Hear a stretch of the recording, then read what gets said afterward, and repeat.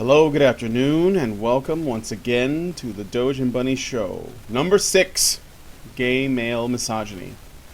And I'm Brian, and I'm joined by Bunny Blackwell.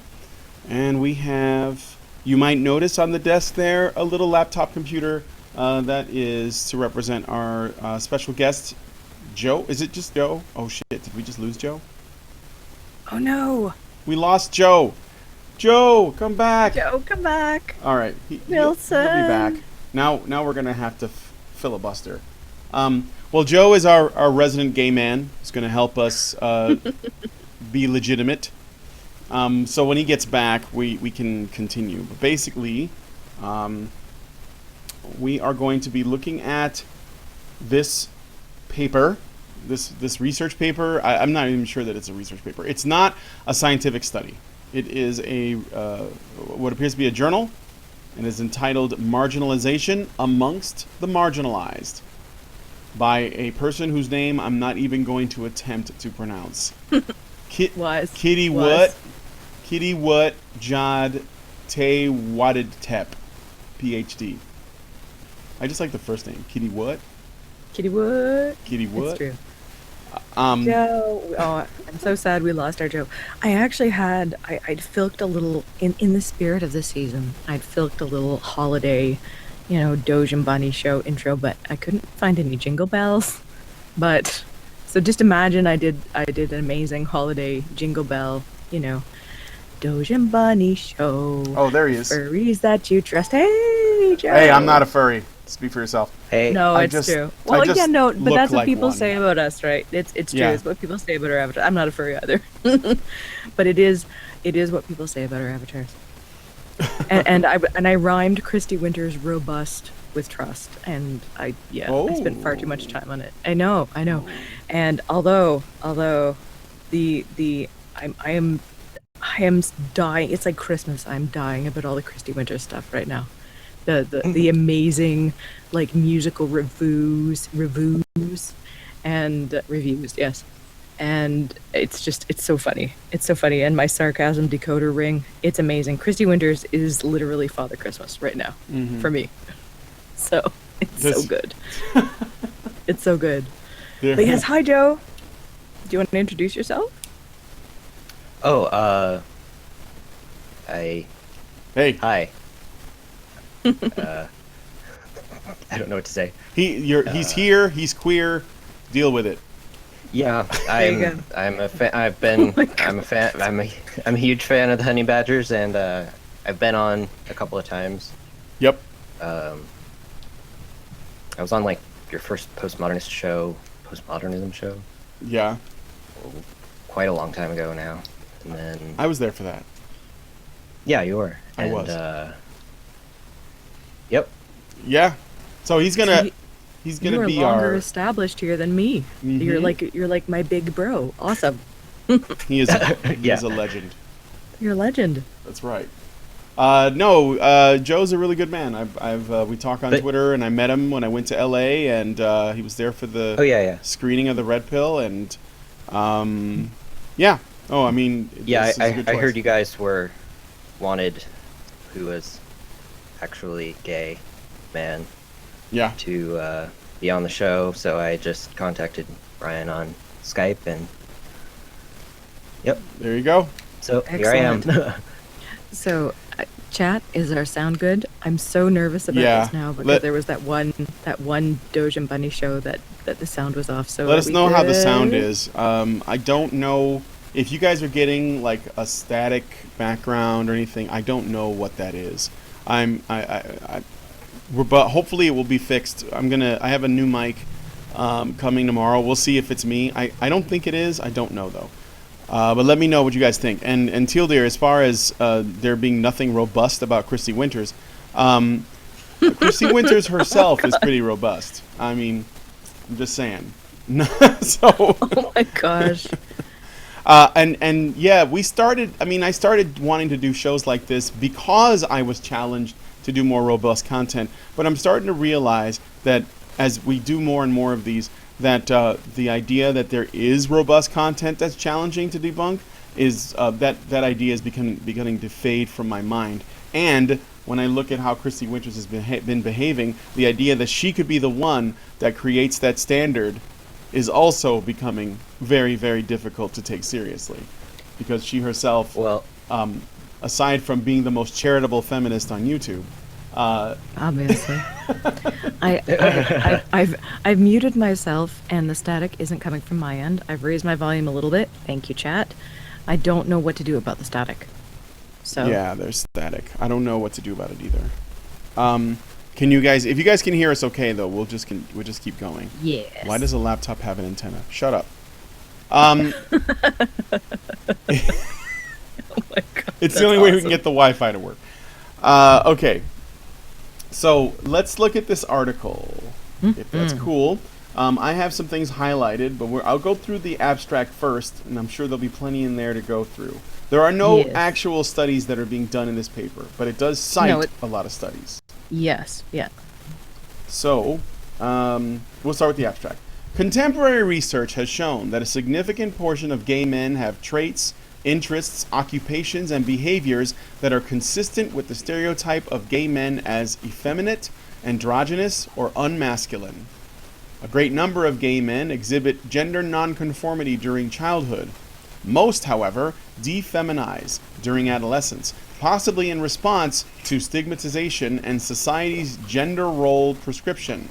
Only a relatively small percentage of gay men continue to be gender nonconforming in their adulthood, often at a price, as they also tend to have lower psychological well-being. Although gay culture historically appreciated camp and drag, which subvert the gender-based power hierarchy and celebrate gender nonconformity, anti-effeminacy, and prejudice, but prejudice is widespread amongst gay men. Ironically, gender nonconforming gay men may suffer from discrimination not only from society at large, but from other gay men, who are most likely to have experienced stigmatization and may have been effeminate earlier in their lives. Drawing from anecdotes and findings from various sources, this article suggests that beyond many gay men's erotic preference for masculinity lies contempt and hostility towards effeminacy and effeminate men on socio-political and personal levels. Does anyone want to butt in before I keep going? Because I saw that. Women most affected. Yeah. Like, wow. Oh, I will say, my notes on this. This is overall, just to introduce my perspective. This is not a shitty synthesis. I'm going to call it a synthesis. There's some good points raised here. What is conspicuously absent to my eye is any biological causes for magical masculinization during adolescence, because there can't be any hormonal things happening there, right? None at all. Yeah, none at all. And the fact that effeminacy is later correlated with, well, not later, hegemonic masculinity ideology, which is kind of a nicer way of tying into feminist theory and toxic masculinity. And it's still relating masculinity and masculine ideals in terms of their relationship with women and effeminacy. And I don't think, for example, I don't think that effeminate men, gay, straight, or whatever, are necessarily attempting to become like women. I think that is a tremendously hubristic way of looking at things. I think there may be a bunch of other things going on, but I don't necessarily think they're trying to play the woman. Do you know what I mean? I think that is not a cool way of looking at it. So, Joe? I'm getting a phone call, so I'm going to ignore this and turn my phone off. Please go, Joe. Okay. Well, the first thing, I wasn't sure when I first read it, but I think I now know, was which group they were referring to when they said that they have a lower psychological well-being. Was it the non-conforming adults or the gender-conforming adults? Non-conforming, definitely, because I wrote on that later. Yeah. Okay. Yeah. And the biggest issue here is what is effeminacy in general, like what define it, and Yeah. well, it wasn't. I guess it hasn't come up yet, but just the contempt and hostility towards effeminacy and effeminate men. I don't necessarily think.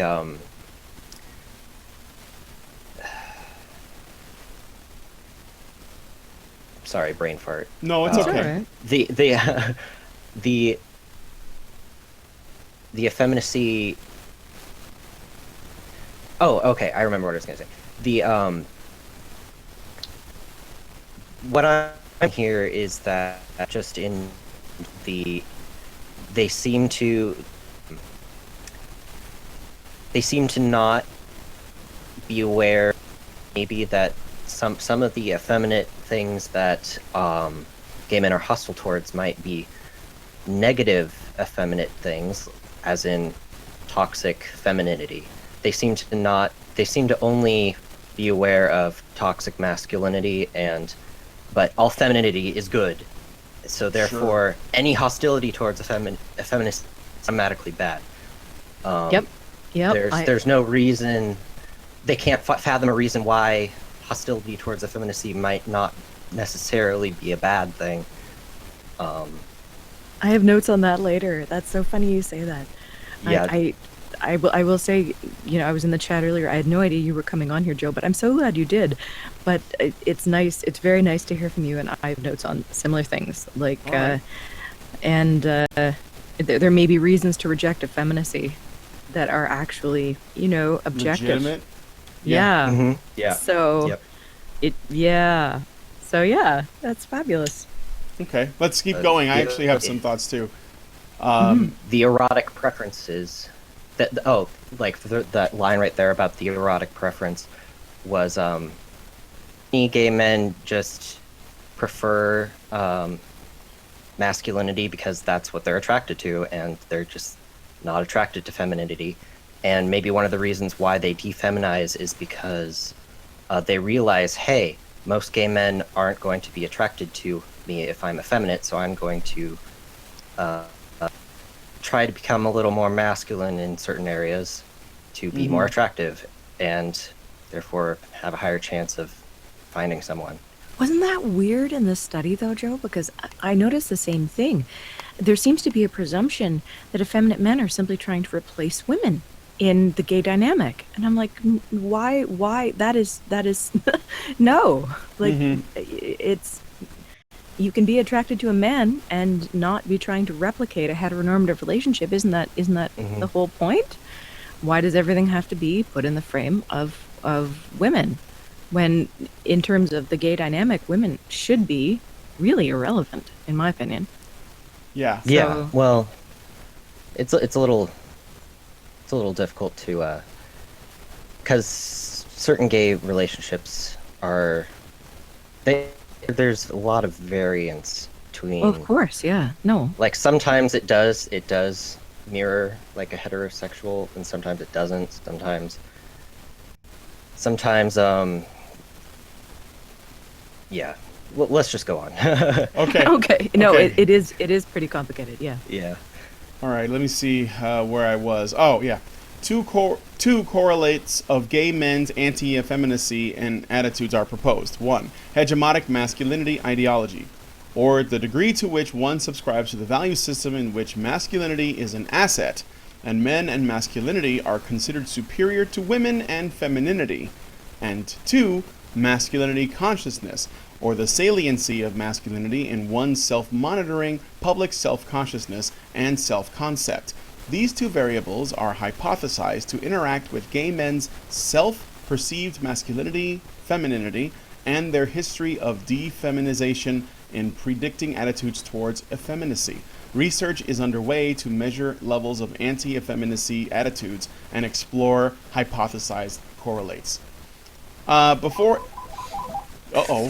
Miss Popular.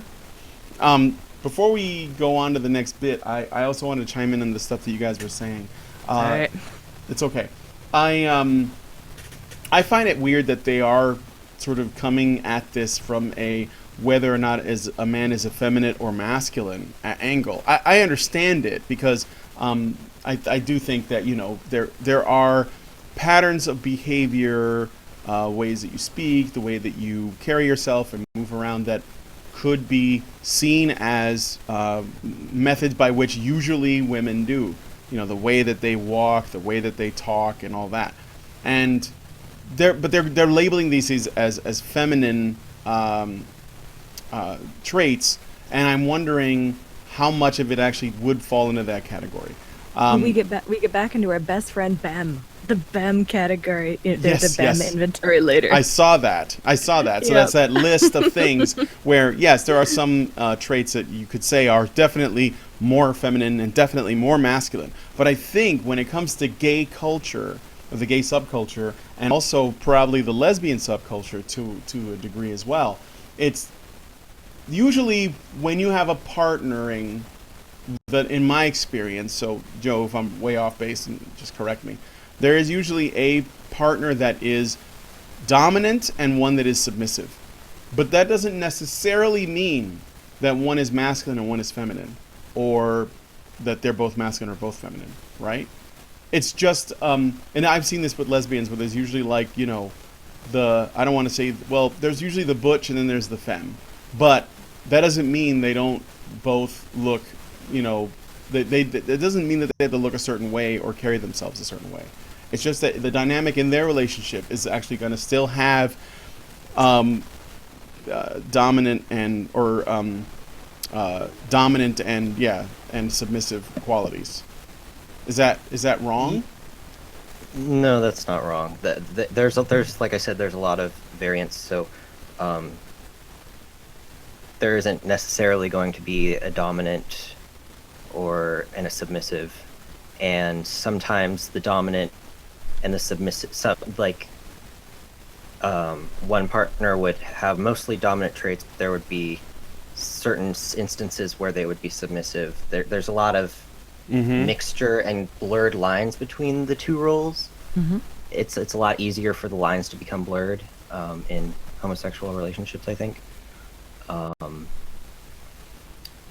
But I mean, obviously in heterosexual relationships, not every man is going to be 100% masculine and every woman going to be 100% feminine. No, even in heterosexual relationships. Well, and that's the point that I wrote down, is those kind of dominant paradigms.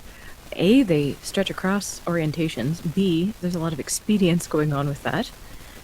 Just in terms of biology, it is more expedient to assign roles sometimes. It just makes life a little easier in some respects. And I think determining effeminate as per this synthesis, or whatever we want to call it, I don't think it's an accurate term.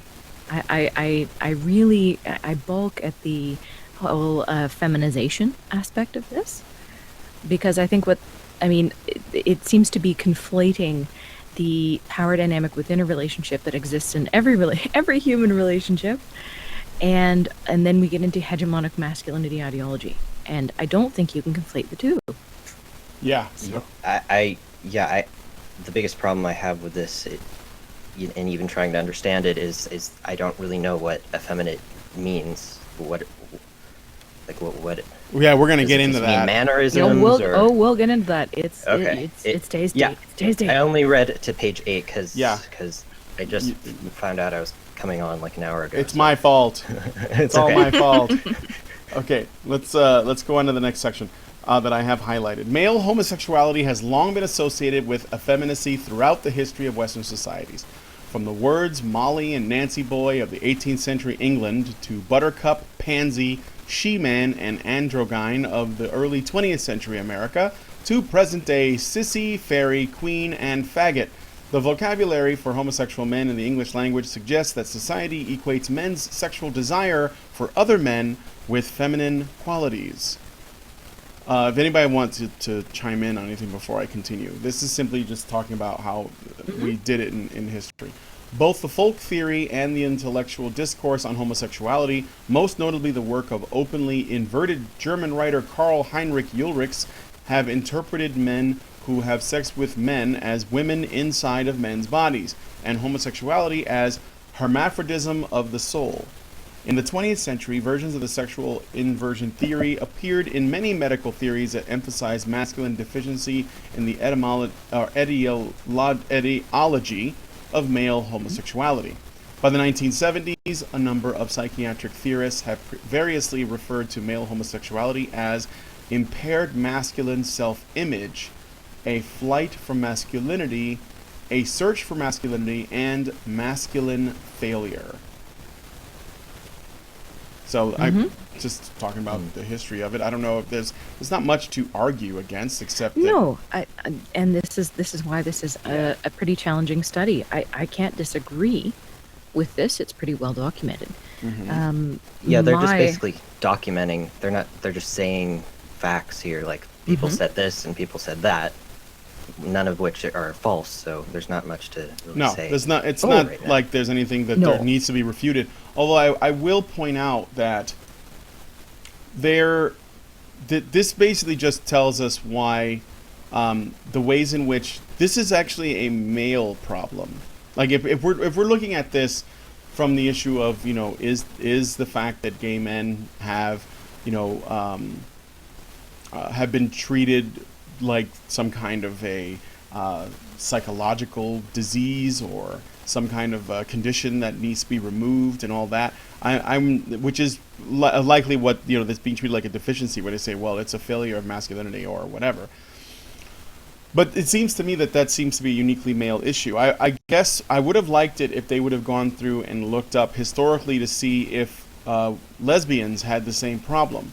I would gander that if they did, it's not on the same scale, but most likely no one cared. Yeah, and going into this, I kind of feel the need to put this out here before we really get into the meat of it. I don't think any of us are going to dispute that things have been pretty shitty for gay men, right? No, not at all. Like, it's a crime. You will be thrown in jail. You know, or institutionalized. It's been a really rough road to hoe, and gay men have, in my opinion and my study, gotten the short end of the stick when compared with lesbians. Oh yeah. So yeah, I don't think any of us are saying that this didn't happen, or and we certainly aren't saying, well, you guys should suck it up, or anything bullshit like that. But I will say the note I have for this paragraph is we have this history of homosexuality being perceived as effeminate, and my note is visibility, because later on it talks about the deliberate actions of members of the gay community to artificially increase their effeminacy as a way of signaling, right? Yes. And how thank you, and how gay men who don't identify with that are actually like, what are you guys doing? You are actually putting us back in the 17th fucking century. Not all of us are like that. So, and this is why this is such an interesting study. It works on many levels, and it's good, but it's long, and we got to get through it. So Doge, take it away. All right. Move on to the next section, a kernel of truth. I'm on page 3, guys. In the tradition of finding the kernel of truth in cultural stereotypes, researchers have studied the sex-type behaviors and traits of gay men. Findings have tended to confirm that the effeminate and androgynous stereotypes are accurate, at least for a considerable portion of contemporary Western gay men. 2 studies by Schatzberg and his colleagues assessed effeminate behaviors with a checklist of 67 acutely stereotyped behaviors, such as, does he speak with breathy, seductive tones? And and these are gay traits, apparently. Do his thighs rub together? Do his thighs rub together when he walks? Yes. Or as I call it, the drama teacher pose. Yes, and that is not a gay reflection. It's the drama teacher pose. Justin Trudeau stands like this. Okay, so make of that what you will. Justin Trudeau might be in the closet. He might be on the down low. Okay, so do his thighs rub together when he walks? They reported that clinicians rated a small sample of well-adjusted homosexual male volunteers, on average, as significantly more effeminate than a control group of heterosexual men. So wait. Clinicians rated a small sample of well-adjusted homosexual volunteers as significantly more effeminate. So significantly more effeminate homosexual men are generally well-adjusted? Yeah, this sentence this means nothing. Like to me, like define well-adjusted. Seriously. How do we know that exactly? Yeah, and it contradicts later on in the study when it points out that effeminate men are actually less well-adjusted. So I'm like, you're all over the place here. So and didn't we already establish earlier that men who go against the gender conformity, gay men, which means being effeminate, tend to have more like personal issues, emotional issues, and so on? Didn't we establish that in the beginning, like in the abstract? Yeah, it's all over the place. Okay, so I'm like, okay. All right. I also wanted to draw attention to something briefly. It says, however, the authors also noted that of the 16 men with primarily homosexual sexual history, which is in sexual behavior ratings of at least 4 on a 0 to 6 Kinsey-like scale. Now, do you know what the Kinsey scale is? Yes, I do. Yes. So, for those people who don't know, would you tell them what the Kinsey scale is? Do you want to take this, Joe, or? No, you can take it. Okay. You could probably explain it better. Well, no, I'm gonna do the quick, rough and dirty version, like I want to do. The Kinsey scale is essentially a rating of attraction to same sex versus opposite sex. That it's it's 0 to 6, I think, something like that. 5, 6. I'll look it up. This is actually the reason why I'm bringing it up is that the study that they're talking about here, they're not saying it's the Kinsey scale. They're saying it's a Kinsey-like scale. It's like it's not Coke. It's Cuke. It's Cuke. Yeah. Okay. That's Coke. It's Coke too. Yeah. So anyway, and it essentially measures. Are you mostly straight? Are you kind of straight? Are you right in the middle? It has to do with. It's 1 to 6. Yay! I was right. Yay! Sort of. I remember. It's been a while since I've studied this in depth. But yeah, so the Kinsey scale is essentially, the Kinsey scale presupposes that we are all on a spectrum of sexual preference, which I don't actually disagree with, really. I think that it's often used to try and prove points, or like a Kinsey-like scale, which is not a Kinsey scale. Yes. So I'm like... For example. Yes, for example. I would think that the only issue I have with the Kinsey scale is not that there are people who could fall in that 2 to 5 range where you're, somewhat attracted to your sex, and maybe more so than the opposite. But where the only thing I guess I wonder about is, where do we sit? Like, this is not going to be a line, and I don't think it's going to be a bell curve. I think that by and large, most people are going to fall on one end or the other end, and then there's going to be people in the middle. But I don't think that number is a high number. I think that that's a minority, but I would be curious to find out. I'm not sure. And I think it's fine as a starting point. And I bet it's different for men and women too. And we get into that later in the study. Yeah. It's fine as a starting point, but there's so many other nuances. For example, on the Kinsey, I'm not going to give you my number on the Kinsey scale, but I will say I have been known to don it the Y. Now I know what it is. Yeah, and I find women very attractive. Well, some women anyway, not like Lena Dunham, but I find a certain female phenotype and men don't find Lena Dunham attractive. No, it's true, right? Yeah. However, I tend to seek relationships with men simply because they tend to work out better for me. So, are you basing me on my sexual attraction, or are you basing me on my relationship attraction? And so I think it gets a little more complicated, as we will get into. Okay. But yeah, Kinsey-like scale, Cute. exactly. And there are the other studies that they're being used. One is the FGI, or the Feminine Gender Identity Scale, and the BEM, Sex Role Inventory, which we talked about a couple of shows back, which basically has a list of what they're considering to be masculine traits and a list of what they're considering to be feminine traits, and then they're applying them, which that one's got lots of problems just in terms of how it's set up. Okay. Findings from later studies augmented the picture of that androgyny, i.e., possession of both feminine and masculine quantities, rather than femininity, might better fit gay men's gender characteristics. All right, so moving on to my next note here. And if Bunny, if you have something you want me to read that you think is important, let me know. I'm on page 4 now. Yep. The subjects... Okay. The subjects... I am good. Okay, Sorry. good. No, it's okay. I'm muting. The subjects then used the same scale to rate what they thought an adult heterosexual male and an adult heterosexual female to be. While the majority of gay men perceived themselves to be similar to heterosexual women on the feminine traits, they also saw themselves as similar to heterosexual men on the masculine characteristics.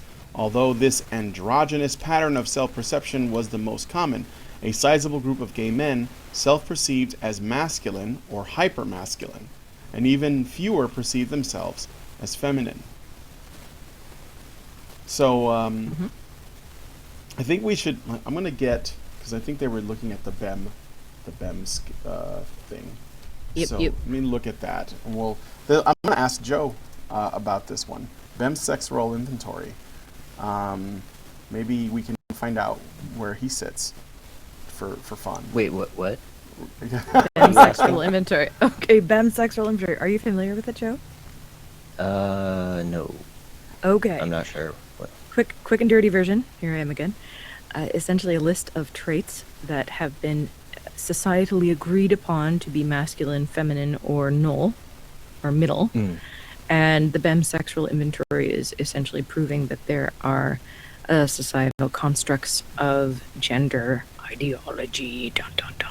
So, and it's cited by like 8 million people. It's like the seminal work, right? It's huge. It's huge in the biz. So, for example, and you don't necessarily have to respond to these, but if you consider yourself to be very self-reliant, that, according to the BEM, considers it to be a masculine trait. If you are not, then that's a feminine trait. What's weird about it is that self-reliance, I don't know that that's, by and large, I don't know that that thing is a gendered thing. But that's how they would treat it. If you are very sympathetic, then that's a feminine trait. If you're not, that's a masculine trait. You see what I'm saying? I think, I'm reading in the journal. I think you skipped this part where they said that gay men on average were scoring high in both masculine and feminine traits. Yes, I just read that. I think that describes me pretty well. I would score high in both rather than low on both, or right. High on one or low on the other. I would want to say that I think since the last couple of years, I've been more and more of traits and masculine identity or whatever since finding Honey Badger Radio and men's rights and stuff, and kind of understanding the whole dynamic and how feminism has kind of poisoned the whole against masculinity, basically. Yeah. And not a lot of what I found to be kind of alienating about masculinity in when I was a kid or a teenager that I rejected and didn't want to be a part of, I found out that it wasn't really true. Like, so I feel more like all the toxic masculinity stuff, obviously I didn't identify with, so I rejected it. But ever since finding out that, it's not really an accurate representation of what masculinity is, really. And I've come to appreciate more positive aspects of masculinity and stuff like that. So, thank you for clarifying. I was going to ask you for a bit on that, because masculinity isn't true. It from your perspective, as you've explained it, I would agree. I would say that the way masculinity is portrayed, especially in terms of this is something that all men do that is terrible, as in toxic masculinity, absolutely right. I have to admit, and perhaps you can shed some more light on this, Joe, because I've never talked to you before, and this is very exciting. But for me, I don't see a lot of really positive masculine presentation anywhere. Yeah, it's not. And when masculinity is lauded, it seems to always be in terms of how it is of service to women, and that really gets under my skin. Or children sometimes. Or children, yeah. Well, and children are, but or just the weak in general. In the current mindset, because that's true. Women and children are currently conflated because women are super more important to kids than dads, guys. Did you know? Yeah. And once you start seeing it, it's hard to get away from it. I think that's why a lot of people like throw their hands up and say, "Screw you guys, I'm going home," because once you start seeing it, you can't unsee. But yeah, okay. So thank you for explaining that. Yeah, when you say ever since finding HBR, your sort of attitude towards what we would consider to be masculine traits has shifted in favor, like in a favorable way, or at least there is willingness to see more than just like the way that it's usually presented, which is, aggressive, destructive, out of control, all that. I mean, before it wasn't just finding HBR that just like I was this way, and then I changed overnight. Before I found HBR, I had grown out of it from when I was a kid, and but I hadn't really put all the pieces together. You know what I mean? Mm-hmm. I had yeah. Right. Well, no, I guess what my question is what do you think about masculinity for yourself today? Like when living as, because you're still a man. What do I think about what? You cut out. Living as, no, I'm saying, what do you think about masculinity in your life, the way that you live? What qualities do you admire about yourself that are masculine? Or do you consider all of it to be masculine? That's a hard question. It is. It's something to think about. I'm popping some popcorn. I'm taking a backseat. Or maybe there are traits that you see in other men that you don't have, like, and not like to that level. Like, for example, I think about men who risk their lives doing their job, or even not, like just like out of nowhere. Like, for example, just the other day, a Muslim man drove a truck into a crowd of people in Germany, and I thought to myself, I wonder how many men, because there were families there, I wonder how many men threw their lives away in order to hopefully save their kids and their wife. And then I asked myself, could I do that? Could I have been able to do that? And so that's something that I revere, because I know it's a difficult choice. I'm sure that they didn't want to do it, but if assuming that happened, which I'm fairly certain it probably did, so when you're dealing with families, the first person to throw themselves in the line of danger is going to be a man, the father, if there is a father. Mm-hmm. So I guess that's what I was wondering about. I mean, you were talking about how your views on masculinity had sort of not necessarily like changed like on a dime, like 180 degrees, but there was a sort of awakening, like you were being made aware of this stuff, and like I did. I mean, when I found HBR a few years ago, and people were talking about how the men built bridges and roads and buildings and infrastructure and all this stuff, it was things that I knew it was here and I knew somebody was running it, but I didn't really think about it. You know what I mean? Yeah, that was actually the first time I heard Karen speak. Was that Haitian, are men obsolete? I thought it was a feminist. I thought she was a feminist. I'd seen her in on the sidebar, and it was in the beginning of game. I was watching a bunch of feminist videos, and I saw this one, so I finally decided to click on that one, and I thought she would be talking about how men are obsolete. But then she started talking about that stuff, like men basically run society, and she said stuff that I never heard anyone say. It blew my mind a bit. But yeah, I don't know. My perception of the world has definitely changed a lot since finding HBR, but right. This is a very, very hard question. Like the questions you're asking right now, I can't. Yeah, no, it's okay. It's okay. Something to think about. I'll ask the guys in the chat that are watching too if there's, are there masculine traits about themselves that maybe they didn't appreciate and now they do, and are there masculine traits in other people that you can appreciate? Just something to think about, because we don't. I don't think we give them enough credit, in my opinion. That's one of the main reasons why I do this, why I do the shows that I do, because for me, I want people to not forget why men are important and why why they deserve our love and respect. Masculinity in itself. And I don't have a problem with femininity. I don't have a problem with homosexuality.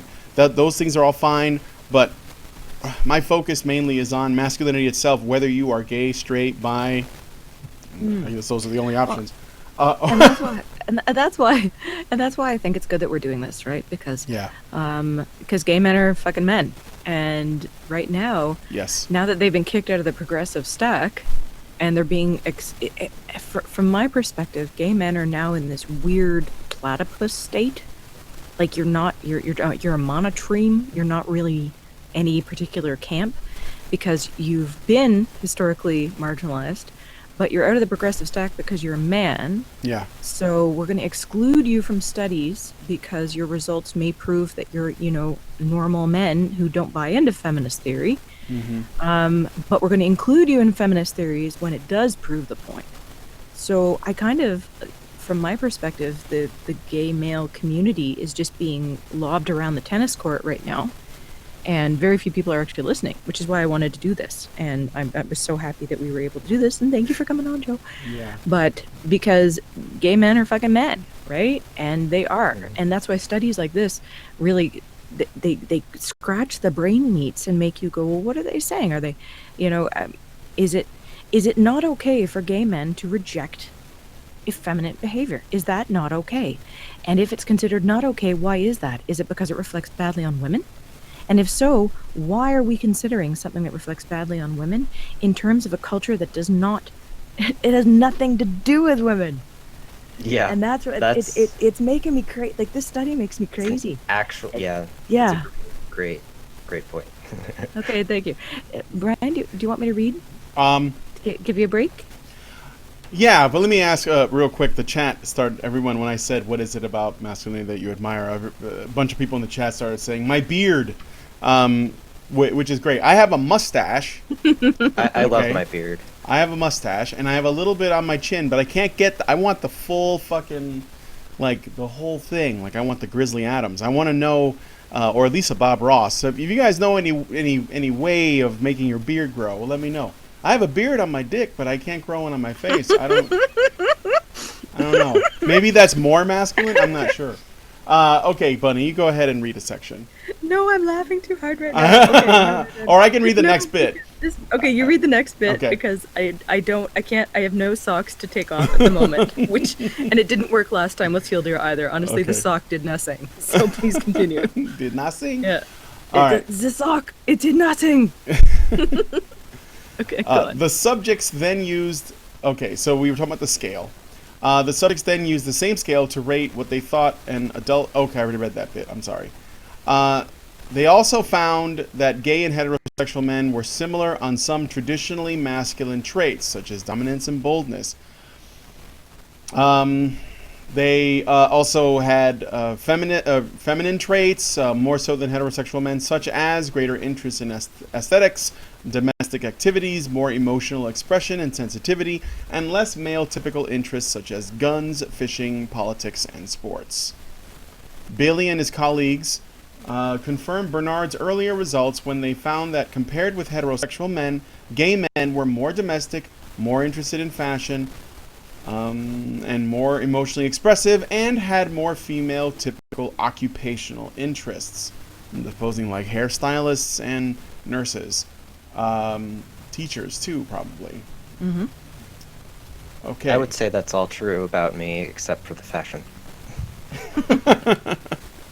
And the thing is, do we really? I mean, I don't know how old this study is, but do we really?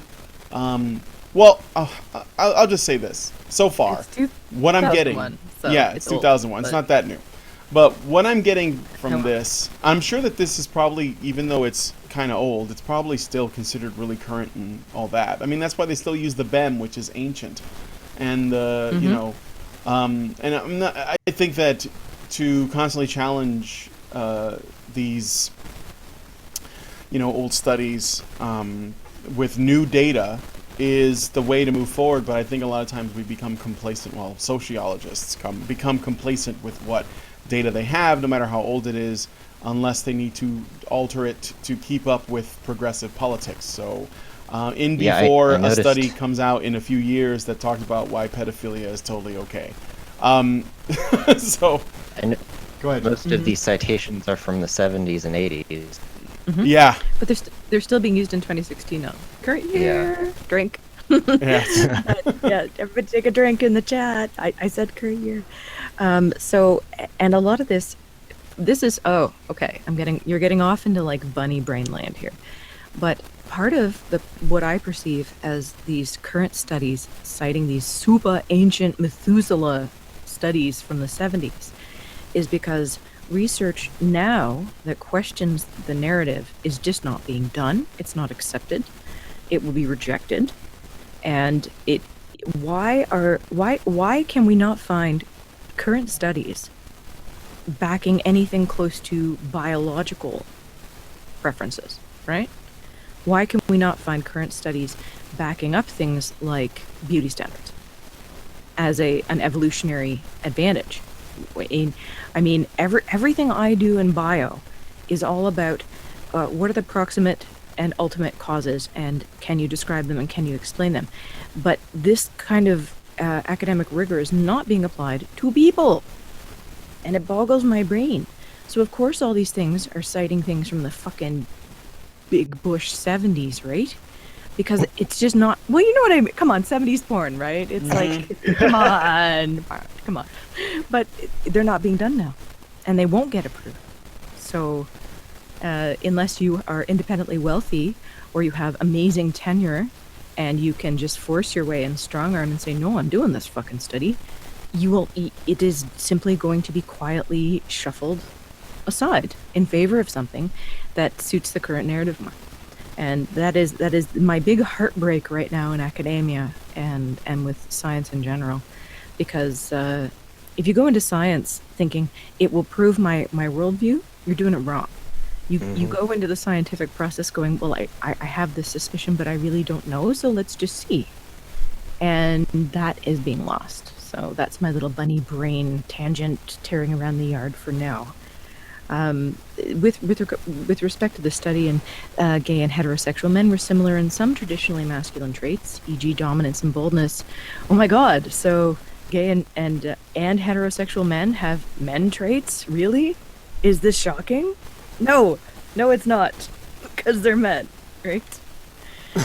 These traits do not magically become positive if you're gay and magically negative if you're straight, and they're there's no biology in the study whatsoever, and I weep. But anyway, shall we continue? Okay. Gay men's childhood gender nonconformity and psychological consequences. This is page 6, I believe. Gay men's gender nonconformity appears to begin in early childhood. Research has consistently shown that gay men are much more likely than heterosexual men to be feminine during childhood. I found this particularly interesting. Examples of gender nonconformity in gay men's boyhood are the disinclination to rough and tumble play, a preference for girls' games and the company of women, and cross-dressing.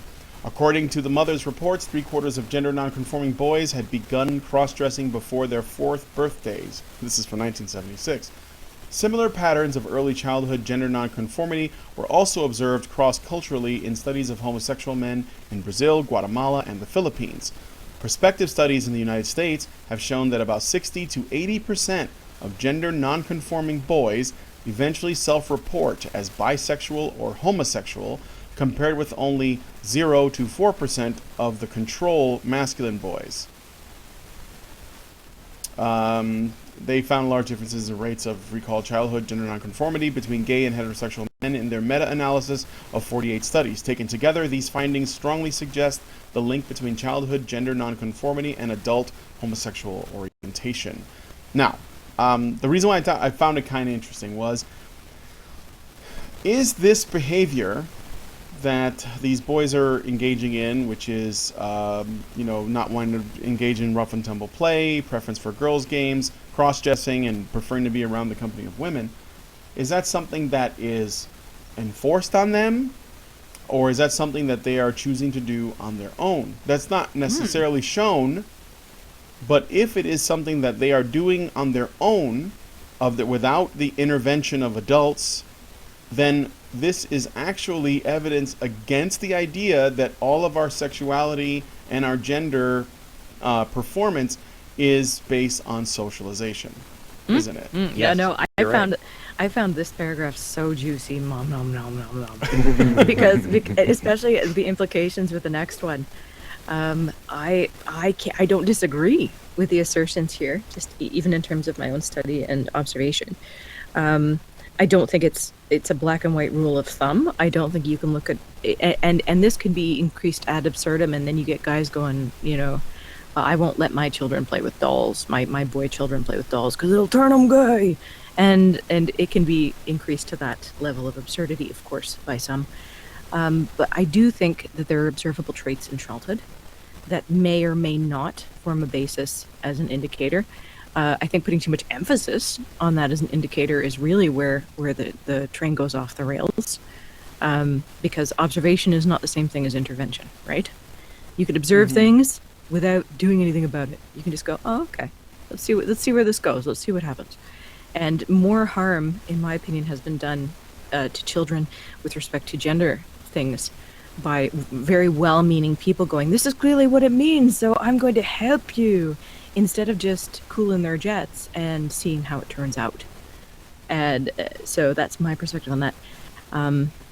But in the next sentence, so we've got a correlation between gender nonconforming boys and homosexuality in adulthood. And then we go into the adolescence. And a majority of gender nonconforming boys gradually become less feminine by the onset of adolescence, a process termed defeminization.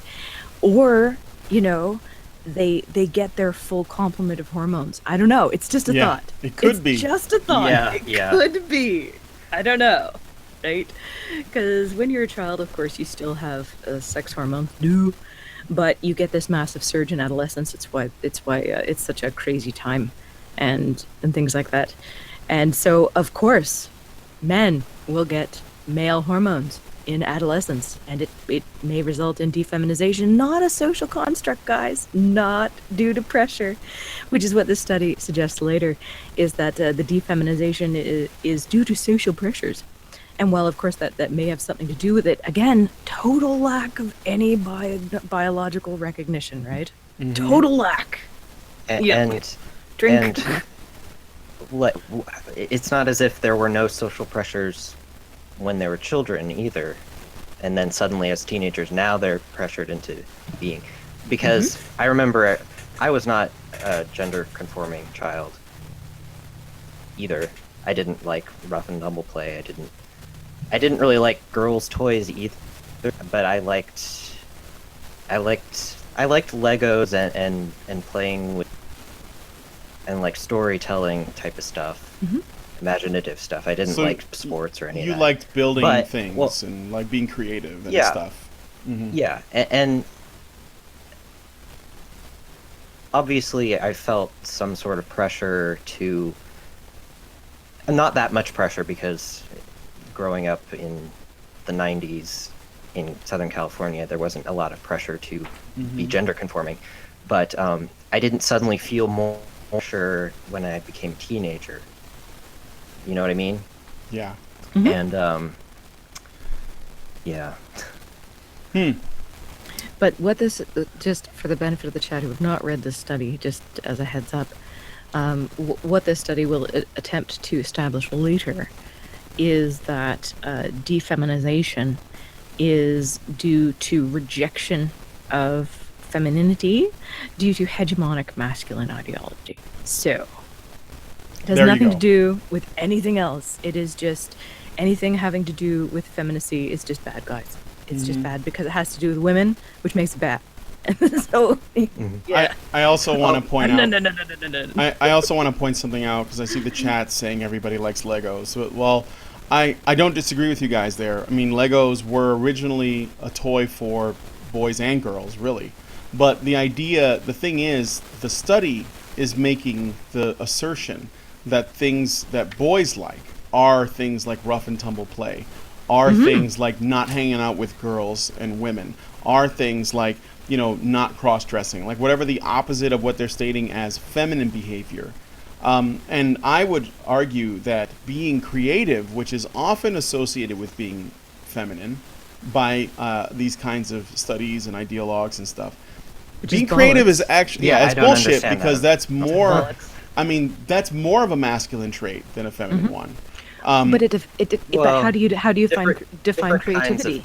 It depends. Well, I guess without I'm not necessarily like staking my flag in the hill here for this, but what I'm saying is that depending on what we're talking about, I think when it comes to building things, designing things that like architecture and things that are when you're problem solving, stuff which involves a measure of creativity. And you're using things like logic and science and stuff to do so. I wouldn't say it's a masculine trait, but I would say that it's probably an area in which there's probably more men in it. It's dominated by men. And the ways in which men are creative, I guess is what I'm saying, is different from the ways in which women are creative. There's creativity across the board in terms of men and women. But the way it is expressed tends, in aggregate, I have to put not all, hashtag, tends to be different. For example, how many little girls have you ever seen build a dam? Which, if you get down to the nitty-gritty of it, is a tremendously creative process of trying to find the right materials and trying to determine the physics, and they're building something, and it has to look a certain way, and blah, blah, blah. But that's certainly not what we would consider traditional female creativity, right? But it's still creativity. Yeah. It's just expressed differently. Yeah, I mean, if that's what I'm saying. Like this idea that toys or the activities that have a focus on creativity, which one of the biggest things that boys and girls do when they're really young is they engage in make-believe play, right? Where they pretend. They play pretend games. It's like a role play. Even if they have nothing, they manage to do that. And that both in both sexes that demands some creativity, but what women or girls will usually do, and what boys usually do are going to be different. And usually girls, it's usually more freeform, and it usually involves some kind of a simulation of a scenario. And I know that, again, this is a not all situation, but in my experience and what I've seen, girls usually do stuff that is more like it's a social activity. They simulate real life, but it's usually very sort of domestic type of thing. Like they play house and stuff like that. And boys tend to do something that's a lot more action orientated, and because of it, boys usually make rules, and then the creation of rules also is part of that creative process. So they might say, well, if I shoot you, that means you die and you have to fall down, or you have to establish the rules, obviously. Otherwise, how is it fair? Right. But when you're playing house or doctor or something, you don't need them, because it's basically more like a what's the type of comedy where people make shit up as they go along? Improv. It's more improvisation. Yes, and right. Yes, and that's right. Yes, and I'm showing my drama nerd pass now. That's all right. That's fine. But no, so the QED, the creativity is neither a male nor female trait, although it does tend to be given more weight with women. But it's given more weight to women by women, right? It depends on what you value as a creative endeavor. I look at bridges and think, God damn, somebody did a good job with that. I mean, I don't look at paintings necessarily and think, God damn, somebody did a good job with that. But again, my brain is a bit weird too, right? So I'm not, yeah. Do you think that the because we look at painters throughout history. If you go to a museum, most of them are going to be men, painters and sculptors. Do you think that the reasons for that has to do with some kind of historical oppression, or do you think that there were more male artists? They were probably artists they were artists all throughout history. So we're talking about the ones that made it into the museum. So, do you think that maybe it's more like the bell curve where you have maybe there were more maybe there were more female artists, but there were more exceptional male ones? I'm going to answer this first, Joe, if you don't mind, before I lose my train. Sure. Okay. And when we look at historical painters, at least in terms of, let's do Renaissance, right? Mm-hmm. They went to school for ages and ages and ages and ages, and most of their work was considered shit. Mm-hmm. And they were tuned up and told, this is shit, do better. So, and then they got better, right? Because that's what you did. But you studied. You when you say I studied under the master, that was what you did. I think there is more leeway for what we would determine, maybe creativity that doesn't follow rules for women. I'm not entirely sure about the origin of that. And I don't want to speak to that because I really don't know. I will say, there could be a sexual component to it. Exactly. And I will say, in my experience, and this is totally anecdotal, right? So don't quote mind me, guys. I will say that because I was involved in an extremely rule-oriented craft, right? That women tended to think they could break the rules or ignore the rules and things would still work, and then they didn't. So in my experience, men tend to respond better to, no, this is the way you need to do it this way. Yeah. And women tend to go, do I really need to do it that way? I have this other idea. I think I'll just do it my way. It'll work, right? Yeah. And then it's like, no, it won't work. No, it absolutely won't. And so, but again, it's anecdotal. So in terms of history, I don't know. I'd have to study it. I'm definitely the second one of do it, break the rules. I tend to even just break the rules for the sake of it, just to see what happens. Oh, but you can learn that way too. Well, that's true. When I was in school for metalwork, way back when, the way that it was explained to us was you can break the rules after you've shown you understand them. Because yes, yeah, that was what that's how I approach art too. Yeah, actually. you can That's know how you the become a good rules, artist. and then you can bend the rules. Then you break them. Yeah, you still need the basis of the rules. And to speak to what you were saying about doing your own thing, the Impressionists did that. That was how they managed to stand out on their own, and then the Dadaists did that later, and so on and so on. And now we have fucking a museum where there's just a giant rock that's that weighs like several tons. There's stuff hanging in Canada. We've gone right off the rails with this. Oh, I've been to some of your art museums. You have gone off the rails.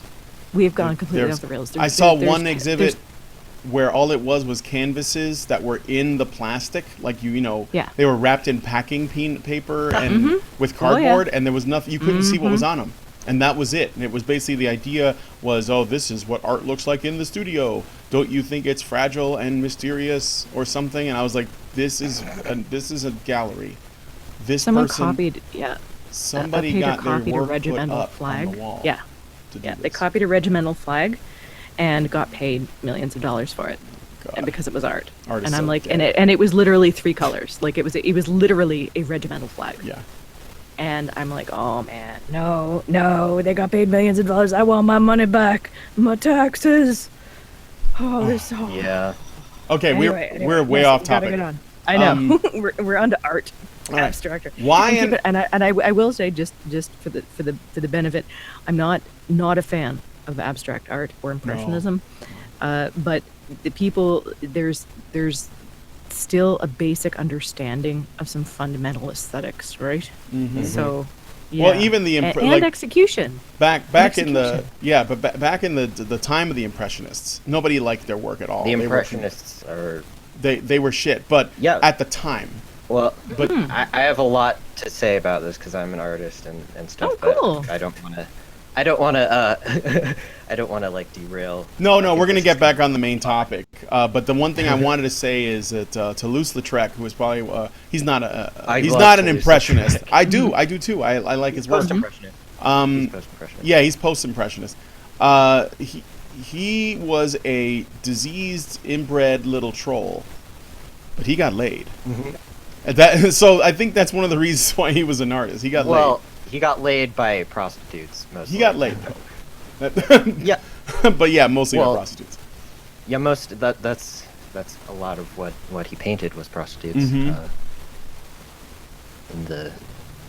He was able Paris, to engage with the invisible hand job of the free market. Oh my god, invisible hand job. Oh my god. I'm getting original Ghostbuster ghost blowjob mind escaped. Poor Ray. Okay, or Lucky Ray. I don't know. All right. There we go on. Yeah, no, I got you. Okay, moving on. Why and how gender nonconforming boys gradually defeminize as they approach adulthood remains to be answered. Harry has hypothesized that effeminate boys actively discontinue or suppress the obvious gender nonconforming behavior in response to the pressure from their peers and parents. The literature on gender socialization is replete with evidence for the environmental pressure towards gender conformity as well as the negative reactions towards children and adolescents, especially boys who violate gender prescriptions. In general, the pressure to be gender typical is great amongst children. For example, Luria and Herzog, as cited in Maccabi, prefer to play settings such as school playgrounds as gender school. That's how they refer to them, as gender school, based on their observation that boys teach each other masculine behavior and enforce it quite strictly. What, girls don't? They're leaving that out. So, gender nonconforming boys are not only ridiculed or bullied, they are usually alienated and excluded from group activities. Consequently, gay men with a history of childhood gender nonconformity frequently recall being loners as children and adolescents. The citation there is faggot. Yes, I saw that. Oh faggot, God. 1977. Yes. Okay. Hey, I have Beavis and Butthead moments all the time. So. Well, I mean, if you're gonna go into gay studies and your name is faggot, I'm just saying it's either a match made in heaven or something you want to maybe give yourself a pen name for, unless faggot is the pen name. Well, I mean they've talked about this. Gender nonconforming boys are not only ridiculed or bullied, but the thing is they're leaving out a couple things. One, girls engage in the same thing. Two, usually there's something. It's mainly because, first off, kids can be cruel. Secondly, you will. It's a way of getting you to conform to them, but mainly because they want to engage in activities with as many kids as possible. And then the one that doesn't want to do it, they may feel like if they ostracize him, he'll change. So it's like they have a poor way of going about including people when that happens. At least that's what I think. But girls do it too, and yes, bullies exist. And girls do it to boys. Go ahead. A quick anecdote would be my experience. When I was a kid, I did not like to play with boys because they ridiculed and bullied me. I just didn't identify with them, mostly girls. But then, why did around the onset of them bullying you had anything to do with? Would you know why they bullied you? It's a little hard to remember. I don't think it was because I was effeminate specifically. I didn't really mesh with them. I don't know. But, they were mean. I don't know. Anyway, so I played with girls because they were nice. But then once the onset of puberty, specifically female puberty, around 5th grade, the girls changed quite a bit, and their style of bullying became so much than the boys' bullying. So I I became a loner. I couldn't really identify with either girls or boys at that point. And a lot of it wasn't specifically people bullying me. It was me just rejecting everyone else beforehand, if that makes sense. Okay. Was it rejecting or was it choosing? You know, just you know what I mean? And to me, there is a difference because for me, we're talking about denotations and connotations, but rejection implies a moral value judgment, as in you are unfit, whereas choosing is just I can't be bothered. So for me, there's a neutrality in choosing versus rejection. Right. Yeah. So it's just how my brain works. I will say my experience is very close to yours, Joe. So of course not as a gay male, because there was just that one time, which you've already discussed, but that one time in Morocco when I was a gay man, and because the reality is that orientation aside and gender aside, the number of people that I genuinely connect with is pretty fucking low, and that is what it is, right? And I figured that out at a relatively young age. So and per the study, just to get back to the study, that's not to say that, oh, gay kids aren't bullied. What are you talking about? Of course they are. Of course they are. I think it needs to be put in the context of yes, but how is this recovered from, and is it more pernicious or less pernicious than any other kind of bullying? And so we need to think about that, I think. And what this study is actually talking about is gender non-conforming boys. And to me, this asks the question of, okay, what about boys that appear to be gender conforming and then grow up to be gay? Why are they not mentioned here? Because that can happen too. Oh, yeah, I noticed that. See, right? There were some conflicting statistics up above. Exactly. There was only 0 to 4% of the controlled masculine boys became bisexual or gay, but then in the paragraph underneath it says the results showed that 25% of gay men were never effeminate in childhood. So that's a pretty significant difference. 4% to 25%. Yeah. So how can we really be asserting the degree of social pressure that this synthesis is trying to put forward when there are boys that were perfectly gender conforming? They just grew up and said, hey, I'm gay. And honestly, the majority of the gay men in my circles would fall into that. So you would not know they were gay if they did not tell you, and they've never felt the need to put on any sort of signaling, because and this is something I hope we have time to get into, because in my opinion, a lot of the what I consider exaggerated feminization is actually a kind of signal of identifying other gay men, because I know gay men that artificially pitch their voice up and they artificially swish, and this isn't what they would do naturally, but they put it on because it makes them part of a culture that they want to identify with, and this gets into identity politics. So and this study really does not talk about the agency of individuals choosing identity politics as a form of identification and community support. It's something done to them. It can't possibly be something they're choosing to do for their own ends. And to me, that is glaringly absent in this study, which nobody will know about if we don't get on with it. So, yes. All right, let's continue. I was just adjusting some things on my microphone. I'm trying to see if I can figure out this issue. Twiddle those knobs, Doge. Twiddle those knobs. I've done some derping around. So, okay. Where was I? Oh yeah. Given such omnipresent and unrelenting pressure, it's not surprising that gender nonconforming boys attempt to defeminize and conform to gender role expectations. So now we know where this is going, right? I mean, we saw this, it was in the abstract. Whatever. This is page 7. Although research has clearly demonstrated the minority stress in gay and bisexual men, the focus has been mostly on the societal prejudice against homosexuality and homophobia rather than against effeminacy. Many authors have written that heterosexual men's homophobia and prejudice against effeminacy are connected.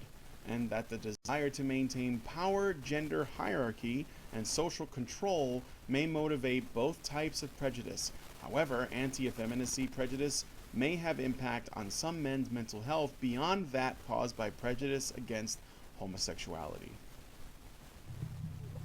So we're getting to the point where they're basically saying the reason why gay men don't like effeminate, or rather, the way gay men are, the reason why gay men are shamed or persecuted is not to do with the fact that they are men who are gay, but rather to do with the fact that the issues that other men have is with femininity.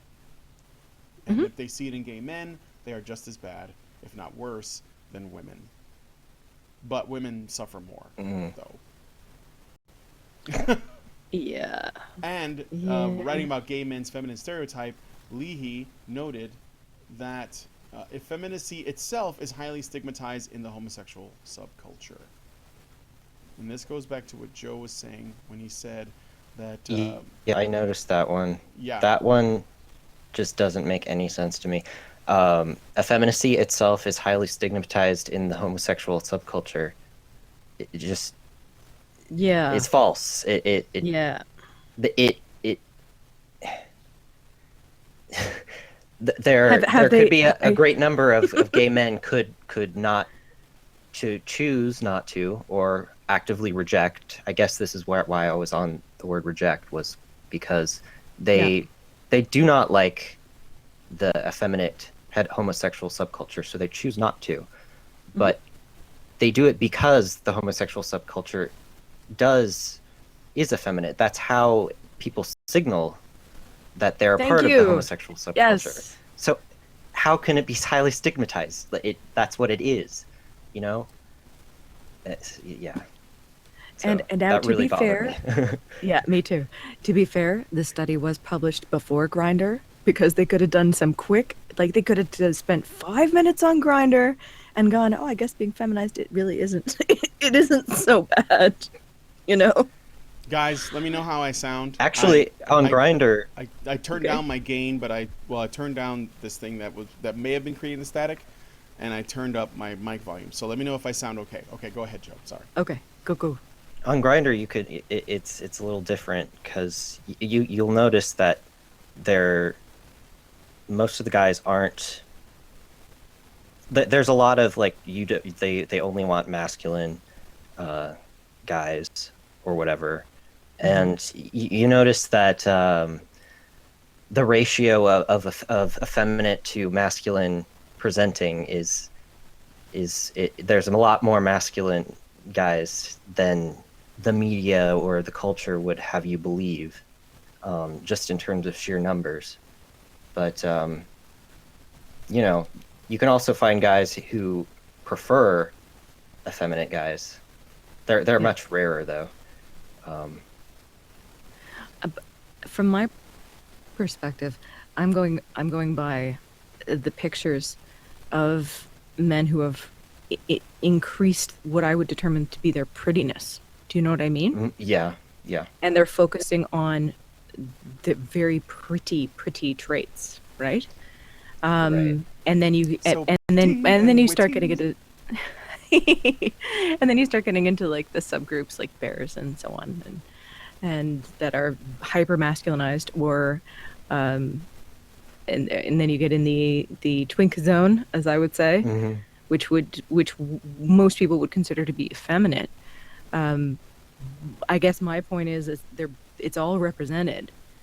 I personally I haven't seen, again, just because I haven't seen it doesn't mean it didn't happen, which is why you're here, right? So you can educate me. But I haven't seen a lot of like hostility toward effeminate gay men, nor have I seen a lot of hostility toward masculine gay men. It kind of seems to be a lot of sorting itself out without a bunch of hue and cry. The lesbian community, on the other hand, is another thing. It is totally different. However, it depends on your perspective. On what you mean by hostility and also what you mean by effeminate, because I don't think if a gay man is effeminate, per this study, effeminate as described by the study. Yeah, which uses the BEM. That's the problem. Uses the BEM I test. don't really know. Yeah. If we're just going by the BEM test or whatever, I don't think it's stigmatized or hostile. If there, you don't think Exactly, that there's and that's what I was hostility? trying to say. Verb is for hostile. But there are certain you can find certain guys who just aren't attracted to that at all, and no, the preference, I think the rejection, the rejection or the hostility, any hostility that is there, I think comes from a hostility towards the mainstream media's how they present gays. So if anyone conforms to that stereotype of the flaming homosexual, i.e. some people being hostile towards them because they don't want to be associated with that type of thing. I was just going to say, you know so what I mean? Let me ask you a straight up question, Joe. It's pretty blunt. It's pretty blunt, but we've been on stream for a while, and I trust that you'll take me in the spirit of charity here. So, I have this reaction when there's a group I'm even peripherally part of, right? And somebody is held up as a representative of that group, and they're a total fucking idiot. Yeah. I go, I am nothing like that. You all know that, right? I am not like this person. And one of my observations because for me, there's like 3 scales, and this is pertaining to the study. There's like gay men who are what I would determine to be by this study's parameters masculine. And then there are gay men that I would consider by this study's parameters to be feminine. And then there's the hyper campy, the hyper campy. Hyper campy. The Hollywood one. The Hollywood gay, the Will and Grace. The Hollywood gay. The Hollywood gay. Who's Hollywood everybody's gay. best friend. Hello. Yo, girl. Yeah, go Yo, ahead. girl. Bet you need to change your lipstick. That kind of thing. And I see the third category as being almost universally reviled by both 2 of the previous because it makes them look like douches. Yes, that's the hostility. That's the only hostility. So if you conflate the effeminate with hyper camp Hollywood gay and interchange the 2, then Hashtag Hollywood gay. That's what I think this study is doing in a lot of ways. Yeah. So any rejection of that stereotype is seen as this is misogyny. You're just because you hate women. Thank you. But I think that's what this study is basically trying to say, because later on they quote men going, "I am nothing like that person," and they're saying, "Well, you're rejecting effeminate. You're rejecting being effeminate." Maybe they're just rejecting being associated with you because you are a campy caricature of a real person. Yeah, it's like rejecting being annoying, right? Like I work in theater around. Well, I used to. I don't work there anymore. But I used to work in theater, and I've had previous jobs that were basically dominated by homosexuals, mostly men. I worked in a gift shop down in the Loop. It was like I was the only straight guy there. The only one, okay? And then I worked in theater, and that just about everybody in theater is gay. So, and I noticed that there were varying degrees of, masculine and feminine gay men, like it was all across the board, right? But when it came down to it, though, very few of them were the scarf flinging, frosted tips, tap dancing, show tune singing, like stereotype, like the Hollywood gay. The one that is constructed to be super sassy, wearing almost in drag, like all the time, Rip Taylor type. Very few. And the thing is, too, is that the men that were gay that I worked with found that annoying. Not because it was feminine, but because there was something really artificial. It's like basically like an attention seeker. And they didn't like that because of that, I would go one. Oh, sorry. Go on, Joe. And this is the thing I wanted to bring back to is is that a lot of the campy gays kind of glorify a lot of negative or toxic feminine traits, such as shallowness or pettiness or stuff like that. And yeah, that's what I was gonna. That's all I really wanted to say. Okay. My point is, I'm busting to say this. I'm like, I need to talk. But oh my god, the other thing I've noticed, I think, and this is like and this is observational again, because I've worked a lot of like high-end cosmetics, right? And the gay men that I worked with, most of them would be perfectly normal, like in the break room or whatever. Like, and by normal I mean they would speak to you, as I'm speaking to you now. And then when you had a female customer, it would be girl, girl, and they would make money. It's like it's a performance for women. Yeah. And I think, and I wrap my brain around this. I think a lot of this, again, it goes back to performing for women or being a commodity to women, like the gay best friend who helps you with your hair and tells you love advice and blah blah blah blah blah. That's really interesting. I've never thought of it in that way. Yeah, and they made real good sales when they camped it up, because you would get these rich old ladies who wanted to come in and be waited on by the fabulous gay guy. Yeah, the gayest person in the gayest in the person area. in the village. Yes. Yeah. And yet, when they weren't selling, they were just like we're talking right now, right? It's like being gay is some kind of contest. Yeah. Or more to the point, it's something they're selling to women. And I found that really interesting because it was always geared toward women. And I know women who only go to gay male hairdressers who are really campy. Mm-hmm. And why is that? So they're fascinated. Well, I think it's probably the same reason why there are, what do they call them, fag hags and mops?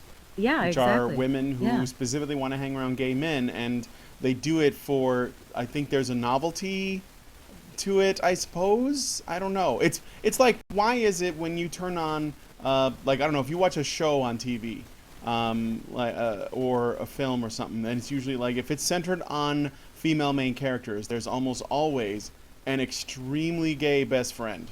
Mm-hmm. And he is Hollywood gay, and if he's black, that's a plus. Like if he's like a black gay, like super gay guy, that's a big plus. Exactly. There's something about, I don't know, I guess they love that. I mean, I know that like when it came, there was a show called Will and Grace. It was a sitcom. I never watched it. I didn't like sitcoms, at least not since I was a kid. And they were all women that watched it. I mean, like they all and they were always telling me you should watch Will and Grace. It's so funny, it's so clever, and the characters are gay. Which I'm like, so? But yeah, that was a big deal to them. So I don't know. I don't know. Women do find that fascinating, and I think it actually works to the benefit of men that can do the performance, as Bunny puts it. And it is a performance. And they're very good at it, and a lot of women buy into it, and they giggle, and he's so adorable. Extra points if he's a minority, by the way. Yeah. Like, if he's brown and flamingly gay, he will make bank. Like, incredible. Yeah. With the long eyelashes. And do you remember True Blood, the guy who was the cook? Well, it wasn't a good show, but I watched it for a while. Lafayette, yeah. Yes. Yeah, if you watch that, because I did watch it until I got sick of it. The first season, you knew he was probably gay, but it wasn't like made crazy obvious because he still dressed like a regular man. But by season 2, he was pretty badass in his own way. Yeah, he was for sure. But by season 2, he became more and more feminine as it went on, and even in his appearance, like he had like eyeshadow. In season 2, he had eyeshadow, he had lips gloss. In season 1, he didn't look like that. They actually they gayed him up even more, because he was becoming popular, and part of the reason was, well, at least when people were vocalizing why they liked him, part of it had to do with the fact that he was gay. So they were like, well, let's make him gayer. That'll bring us more ratings, True Blood started out so well, and then it just got like derpier and derpier in an SJW kind of way by my eye. And it got to a point where I'm like, I can't, not even for Sookie's tits. I can't even tune in for Sookie's tits at this point. And that's, I can't. I haven't watched the show. My parents watched the show, so I saw like 1 or 2 episodes. But I had read that Lafayette was actually in the books that the show was based on. He was killed off pretty early, and they kept him on for the show because he was popular. So might be why it kind of got stupider. I have a theory on the campy gay male as a female commodity, because there's no peen. I mean, there's a peen, but there's no He's not scary a threat. sex. There's no scary sex thing. Because that's absolutely right. He's not a threat. Yeah. So you get all the benefits of being around a dude, and all the benefits of having kind of someone a dude, but who doesn't complain about holding your shopping bags, as the stereotype goes, and who will never try to fuck you.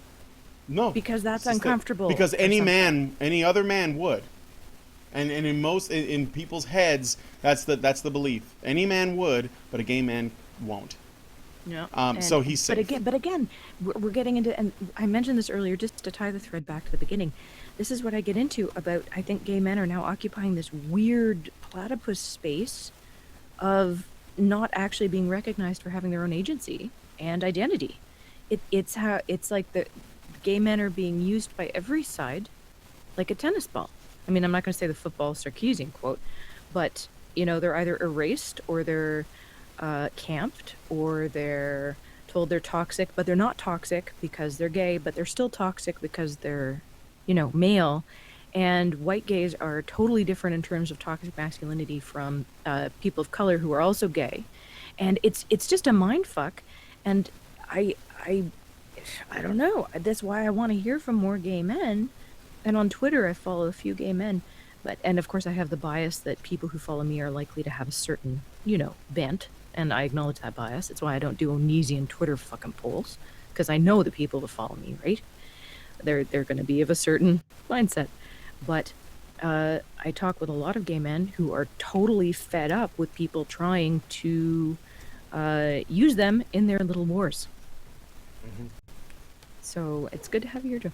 Okay, we're never gonna get through this fucking study. Well, not the whole thing, but the thing is, the study just keeps saying the same shit over and over. You're not missing anything, Chad. No, you're not. It's basically just trying to assert, and it's just citing a bunch of old stuff in order to assert, that the problems that gay men face regarding discrimination, regarding fear and disgust, even if it's coming from the gay community itself, because they're saying basically really effeminate gay men are a problem compared to regular gay men, or less effeminate gay men, or whatever you want to call it, because they're too effeminate. And that's not actually the case. The fact is, there are really over the top gay men who have maybe they're either they're overly performing in order to get attention, and that annoys anybody, not just other gay men. And it doesn't matter. You don't have to be gay to do it. Anyone who's an attention whore annoys people, period. It doesn't matter. That's why, I don't know, like cosplayers like Jessica Nigiri, people don't like her because she's an attention whore. That's why Twitch streamers that show their boobs are annoying to people despite the fact they like their boobs, because they're attention whores. That's why Brianna Wu is an attention whore when she sticks her nose in every situation that might even be tangentially related to Gamergate, maybe, and then includes "please donate to my Patreon" at the end, because she's an attention whore. Is she seriously running for office, by the way? Oh, I don't fucking know. Okay, but I'm trying not to pay attention to what she's doing. I wouldn't be surprised. It's attention seeking that's annoying because there's something parasitic about it that people don't like. And I don't think that's a feminine trait or a masculine trait. I mean, it's just an annoying trait. So there's that. And then you have the people who are, they just sort of express the toxic parts of feminine behavior, which is what Joe was pointing out. Such as they're drama queens, they're histrionic, they're emotionally unstable, they act like children. They're social justice warriors. That's annoying to everyone, not just other gay men. And I don't think those are... Well, go ahead, Joe. Yeah, and that's the really frustrating part, is that the culture, the gay culture, I guess, kind of glorifies these toxic behaviors, and you can't reject them, you can't call them out, because they'll just say you're a misogynist or whatever at this point. Oh, if you were to do that later in the study, you would be categorized as a self-hating homosexual. Just so you know. Yeah, exactly. Exactly. It's so funny. Yeah. It's so. Well, yeah. Here's a great comparison that they do, and I want to do this, and then I think we should probably close this up pretty soon. Yeah, it's so good. I wish I could talk to you more, Joe. Yeah. Because it's pretty. I mean, like I said, I have a lot of gay friends, but we're usually too busy doing other things to actually talk about this shit. Because we don't get together and discuss world politics. We do shit. Mm-hmm. But it's so good to have a sit down and actually discuss this like in a round table. Because there are topics that I'm pretty confident on, even though I'm still sometimes wrong. But this is one where I really have to listen. You know what I mean? So, but yeah, go on, Doge. Go. To Joe's point, as the culture distinguished conservative Jew or Negro loathes and deplores his vulgar, socially unacceptable stereotype, plenty of whom unfortunately are all too visible, so does their homosexual counterparts resent the caricature in The Flaming Faggot. The general public makes no distinction, and the one is penalized and ostracized for the grossness and excesses of the other. So basically, they're making a comparison that, yeah, like if there is a Jew and he is behaving in the most, exhibiting the worst characteristics of the stereotype, other Jews will be annoyed with him, and that might be fair. I mean, Exactly. because you don't want to perpetuate a stereotype, and if someone's doing it, and worse, they're aware of it, and they don't care. Or just like what when he points out, the Negro, the black community, in this country, there is a big problem with the black community, and a lot of it has to do with the fact that there are a lot of people within the black community that are actually keeping the black community from advancing. If we're going to look at this in a collectivist perspective, which I don't like doing, but do you watch the Boondocks? Yeah. I love that show. I watched all of it. It's amazing, right? It is amazing. It's such a good show. But that's exactly what happens there. With why are you watching this dumbed down caricature of black culture? You're making things worse. Yes. And it's such a clever show. It's one of those ones you have to watch a few times. It's well done, and one of the things I really like about it is the creator of the show. As I understand it, he was relatively militant when he started with the comic strips. At least in his, he may not have expressed it in the comic strips themselves, but that was his feeling. Like he saw himself as a Huey. But as it went on, and he got older, his views actually shifted. That's why there's a very popular, one of the most popular episodes happened right after Obama was elected, and it's one of my favorite episodes because it was at that moment. I know a lot of black people that saw that watched that show religiously, and they could not understand what the author, the creator of the show, what his point was with the Obama episode, because Huey, the character, was not happy that Obama was elected. And no one could figure it out. They thought, well, why wouldn't he be happy? And then, of course, he was accused of, like, basically, you'll never be satisfied with anything and all this. And I think it was, I think the creator was trying to sort of channel his own feelings about it, because basically he was upset not because Obama was elected. He was upset because most of the people in the black community only voted for him because he was black. Exactly. And they didn't think about why. They didn't know what his policies were. They didn't know, what he stood for. And they just did what they were sort of pre-programmed to do with their own in-group bias and their deep desire to see a black president. And I think that there is something that he resents about that. Another really good one is the Martin Luther King episode, where he comes back to life, or where he never died, or whatever. And that is him expressing, ultimately the creator was expressing his frustration with the black community behaving exactly as the worst parts of the sort of, of the stereotype. And he goes on a tirade about it. And the thing is, I don't think that criticizing your own culture for the negative parts of it, I don't see that as a bad thing at all, which is what this phrase says ultimately, the bit that I just read. But I think that the person who's authoring the piece is trying to frame it in such a way that it's not fair to people who are acting like stereotypes, and that they're the victims in that situation. And I don't think there is a victim. I think that basically you have a situation where gay people specifically gay men, because I don't think lesbians were affected by this, were struggling to be seen as human beings with, that need to be treated a certain way, and that they were able to contribute to society, and they weren't psychopaths that needed like a, I don't know if you remember, but I think there was like a video, like a PSA that was made a long time ago that was like, you never know when he could be lurking about, the homosexual. He looks just like you and me. I'm serious. They used to do this. Like, I think this was like in the 50s or something. Well, there were executions. The homosexual. It was bad. And he was framed as a pedophile. Like, he's your children. They could be playing with him right now, And so they fought hard against all that, all these misinformation, a lot of these old citations that are being used as evidence of bigotry that exists today, where obviously there still is to some degree, but I don't think it's anything like it used to be.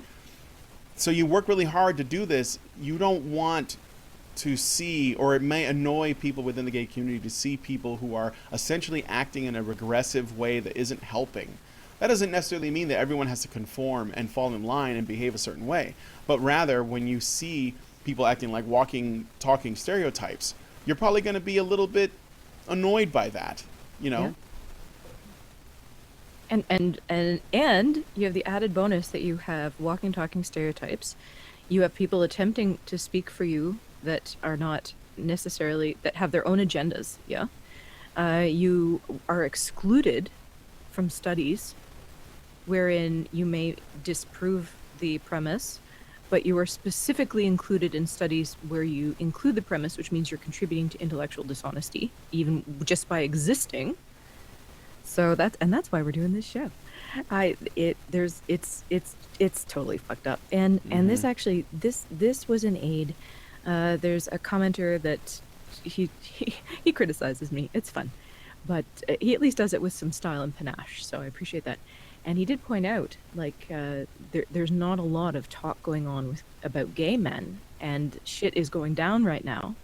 And I think you need to look at it. And I thought about it, and I'm like, shit, you're right. The last few studies, it's been weird around gay men. Like they've become commodities for people pushing an agenda. And I'm not down with that. So let's look at it and see if there's anything to this. And you start looking into it. And again, thank you for being here, Joe, because you provide like a boots on the ground perspective. Yeah, I think there is something to it. And there's one thing before we have to shut down. We got to do kind of the money shot of the study, right? Oh yeah, let's do it. Tell me what page it's on.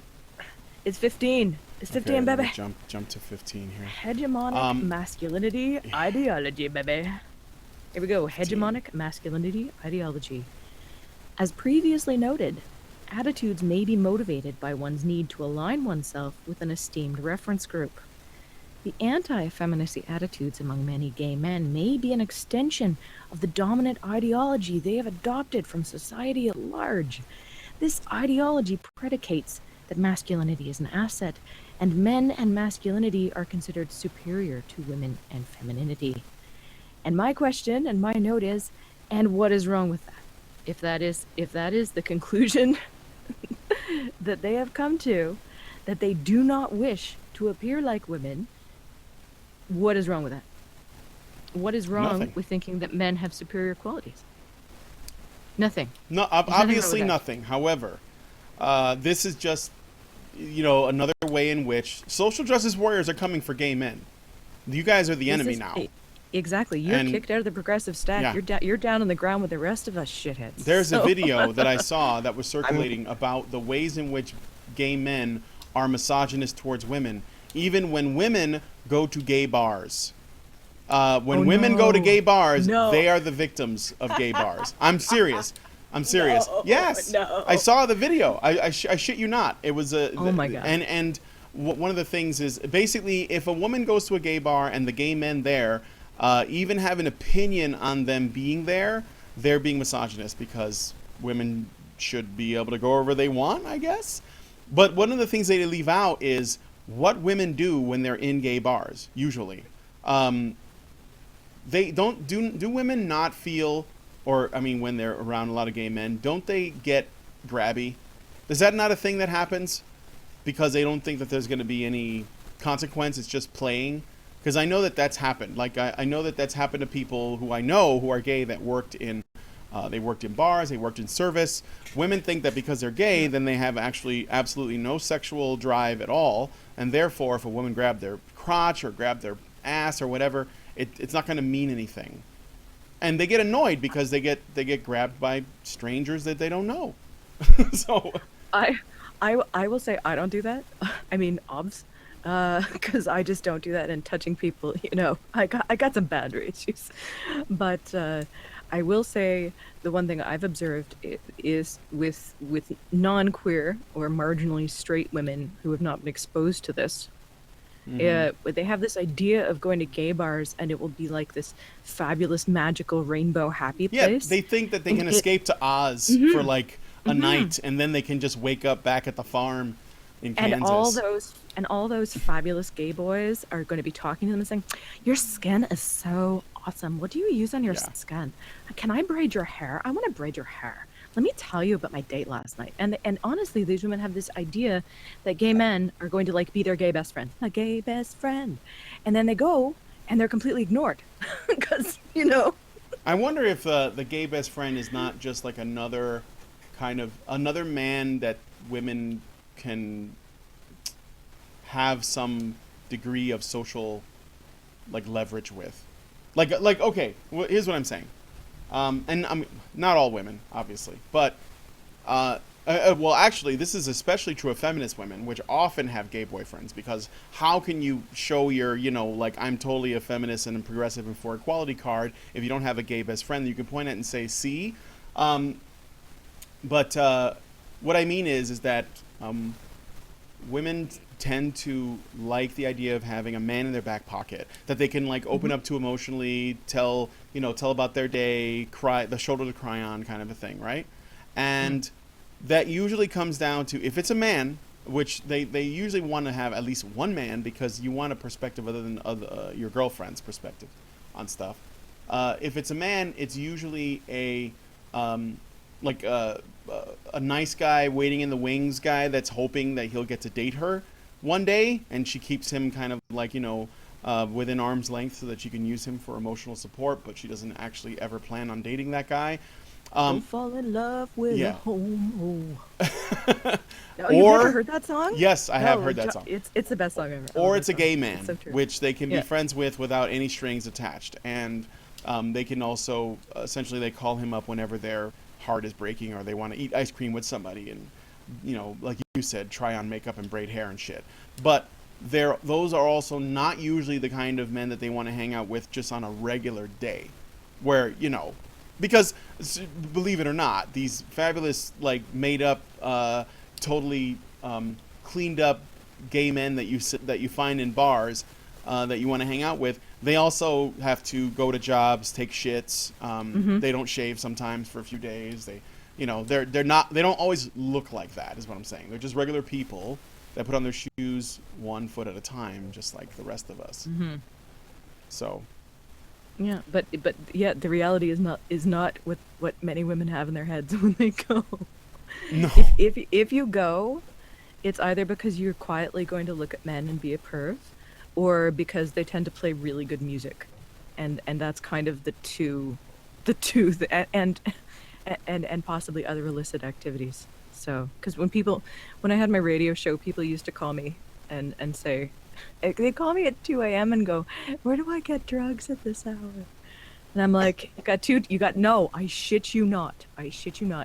And my answer was, you got two choices. You can go to a strip club, because there's usually drugs there, or a gay bar, just getting out. So there you go, because it's what you do. But no, so I find this whole thing, anyway, getting back to the study about the fact that men and masculinity considered superior to women and femininity as a bad thing. I'm like, I can see why that might be a bad thing, in the sense that just thinking one group is superior to the other is just considered a bad thing in general. But what strikes me about this is, I don't know, like, what is this ideology? What is this this dominant ideology? Does society, where does society think that men and masculinity are considered superior to women and femininity? Like, where is that? That doesn't. Well, I see no that's evidence for that. I see what you're saying, but yeah, I was going to say that's patriarchy theory. This is usually when study. Okay, so before we did this show, I watched a lecture that a man gave about this very same topic, and he was a gay man, and he was talking about gay misogyny. He was also talking gay misogyny towards women, gay misogyny towards effeminate gay men, and the idea of homophobia itself comes from misogyny. So everything leads back to misogyny. That pisses me off so much. Yes, I know, yes, right? yes. It all leads back there. All roads lead to patriarchy yes, theory, so baby. this Hegemonic the way that he masculinity. began his talk was he started by saying, okay, it's obvious that we live in a patriarchy. It's obvious that women are the oppressed gender, and it's obvious that we believe that masculine qualities are superior to feminine qualities. This was the starting point. This is basically where they began from, because that's how this works. That's how this works. So yes, if you say I don't understand it, that's because it's being asserted as though it was just scripture and you can't question it. It has been written, and so therefore it must be done, and that's it. So we obviously know that can't be where it comes from, but we are tasked with with having to tear this apart and look at it. So yeah, everything wrong with gay people, it's because they hate women, specifically men. Well, they talk about further empirical evidence for the hegemonic masculinity theory.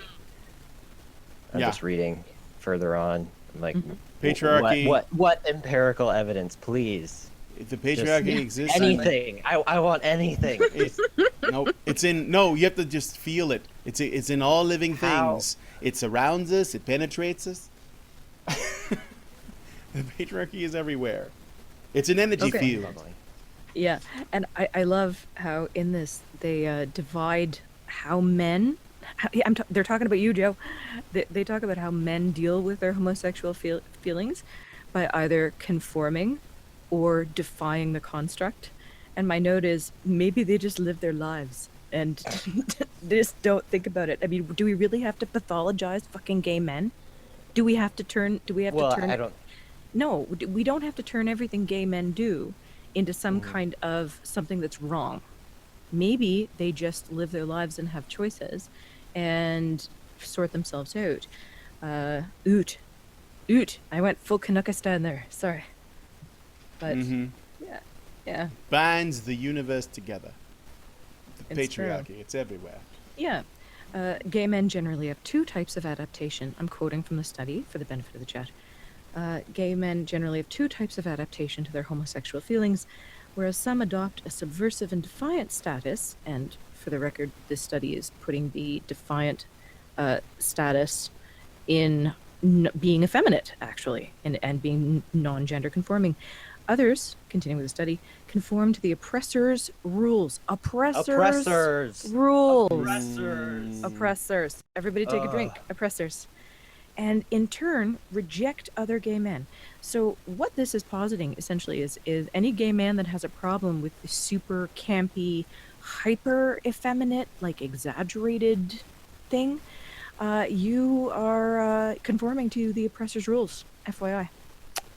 Wow. Yeah. Yeah, and this is on page 17. Yeah, I see it. Yeah. No, I'm not even joking. Like, yeah. Oppressors. I don't know. So yeah.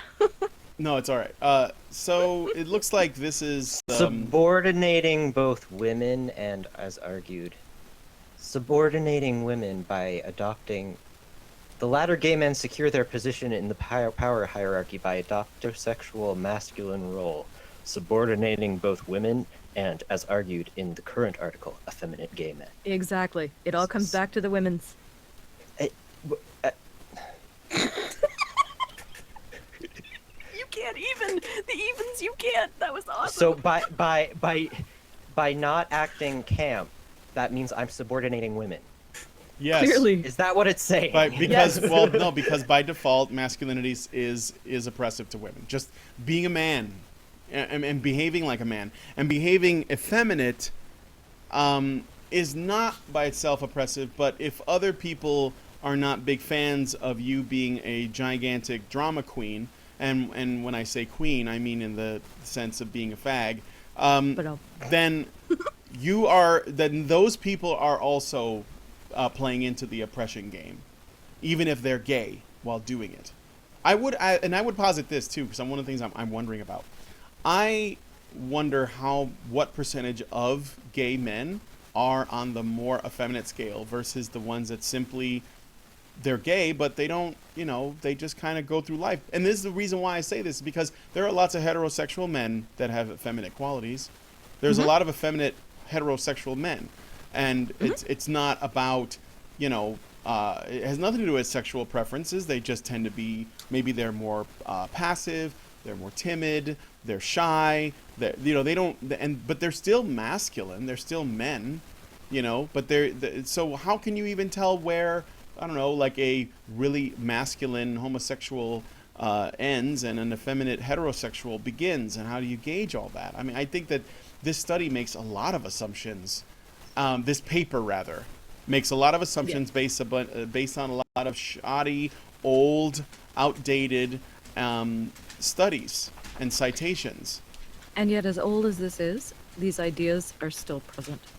As we have seen, this is an old study, but now, I mean, we have there are gay men who are not being included in things because they're men. Mm-hmm. And being gay, unfortunately, is no longer, I say unfortunately, but it really should never have been to begin with. But being gay is no longer a shield against the SJW tank, like going over the skulls like in Terminator 2 at the beginning. By the way, the answer to this, the question I'm positing is probably not to treat men as one giant monolith, and instead deal with them as individuals. That's all. And actually, most men are okay with being looked at as individual men and not part of a larger whole, because it's, I don't know, I think that men tend to do that. They tend to value themselves as individuals and other people as individuals, whether they're straight or not. Exactly. But as a side note, people in the queer community, I use queer because it's sort of general, and you know what I'm talking about, are dropping out of queer advocacy and pride and things like that in droves at this point, because it has gotten so bad with all the infighting and you can't say that and you need to say this and shit like in this study, right? That people are dropping out in droves. There are several prominent YouTubers, which I'm not going to name, but who they've referenced in their videos that they're queer or gay or lesbian or bi or trans or whatever, and they are not part of their local community. They are not part of it because there's so much crap that it's not worth it. And that is exactly what happened with me as well. That I got to a point where I had a particularly, fair point, I was kicked out of a particularly egregious workshop. And after that, I was like, okay, so it's a pity because I would love to be hanging out with y'all, but it's not worth it to me at this point. Mm-hmm. For the amount of eggshell stepping you have to do at this point and the amount of bullshit you have to just go along with. So, and I'm not alone. So. Right. There you go. Well, Joe, do you feel alienated? Yeah. Yeah, exactly. Absolutely. Yeah. You just I can't. Yeah. It's very hard to find a date who isn't entrenched in this bullshit. Yep. It's kind of. Well, that's why we have to keep doing these videos, because well, actually, it's only a matter of time before gay men will collectively understand that they are not the allies of feminists and social justice warriors. Like I said, they've already started it. There's a video that I think we might go through. I don't know. Maybe we could do it next week, Bunny, if you like. Oh no, wait. Next week I'm taking off, but like the week after that. Yeah. If you want, it's this man. He's basically going through and he's talking about. And Joe, you can come back if you want to. Sure. He's basically going through and he's talking about the ways in which gay men are misogynists. And oh my god. Yeah. I think Rose McGowan talked about that too, but she's a celebrity and why nobody pays Well, attention. that's the funny thing. You're a misogynist if you're a gay man that doesn't want to fuck women, because I've seen that. Okay, so being gay itself is misogyny because you're rejecting women. And then you're also a gay man, you're also a misogynist if you're a gay man that doesn't want or may not be a big fan of having women in your gay bar, getting wasted and then grabbing all the crotches. And that's also misogyny. And you're also misogynist if you're a gay man that occasionally sleeps with women, because there are some that do. Maybe they're bi, or maybe they're just like, well, it's a hole. So I mean, like, whatever. There's no winning, guys. There's no winning. No, there isn't. So there isn't. Anyway, yeah, we'll come back to this, but guys, I don't know if there's a way for me to link the study, because I think I had to download this, right? Yeah. Well, I won't be able to. I had to get it through uni. So. Yeah. So if you guys have any, this is pretty much the breadth of the whole thing. But if you guys have any thoughts on this, please leave them in the comment. Joe, did you want to say anything? Like we just hit the crazy part right at the end. Yeah, exactly. Oh, well, there's a it's all leading up. part? It was all leading up. There's a crazier part than the part that we just looked at? Or are you talking about the oppressive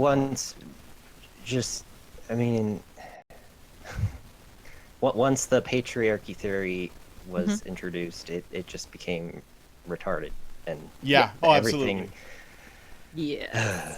But you knew it was there. It's always there. Patriarchy is, like I said, it's everywhere. Interested in seeing if, like, they say there's empirical evidence. No. I don't know. Well, there's no. There is no. Yeah. It's faith-based. What is their argument? You got to believe. That's what it always comes down to whenever I follow it down. Yep. It's not the deepest. Ends with it's obvious. Yeah, it's obvious. Come on, guys. How can you not see it? It's the air we breathe. By the way, if you're a gay man that prefers masculine gay men over effeminate gay men, that's also misogyny. So, of course, because you were deliberately seeking out the masculine hegemony. Of course, you are deliberately feeding into the oppressive rhetoric. You are eroticizing the patriarchy. Exactly. That's right. Yeah. I think that's what they're saying here. The patriarchy is doing that to you, though. You don't do it. Which is pretty interesting. Is because gay men who are attracted to, like, dominant masculine men are misogynists. But does that mean that? But women who are attracted to that, are they misogynists? Well, no, they're victims. No, we covered that in the sperm bank thing.